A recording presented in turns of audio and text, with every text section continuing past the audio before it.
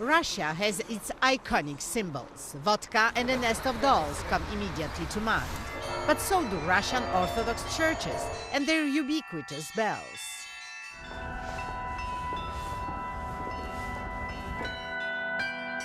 In fact, you can still make a living as a bell ringer here. And that's what this man does. And his passion led him to revive an old tradition of flat bells that was almost completely forgotten. The flat bell sounds like a traditional bell, but the shape is much simpler. The brass plate is called bila, and several bilas are suspended on a wooden frame.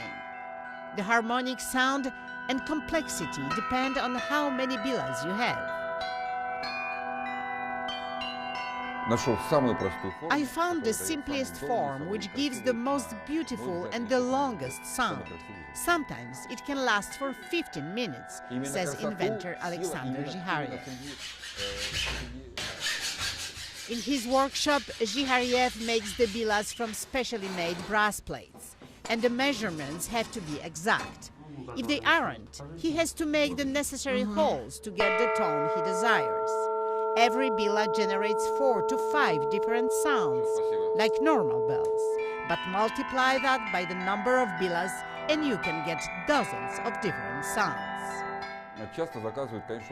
I often receive orders for 20, 30 and up to 60 bilas instruments, he says.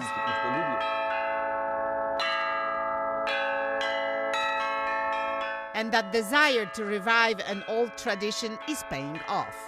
More than 100 churches all over Russia use his bilas, and even some Moscow theaters and schools have bought his instruments.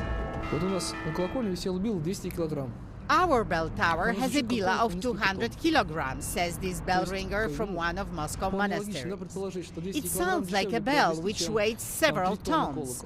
It's much cheaper than 3 tons of brass required for a bell.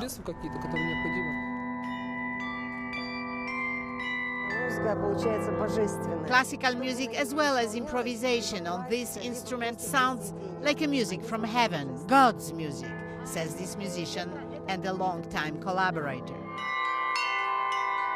Whether it is at this Christmas market or here on the former Tsar's estate, the audiences are delighted by what they hear.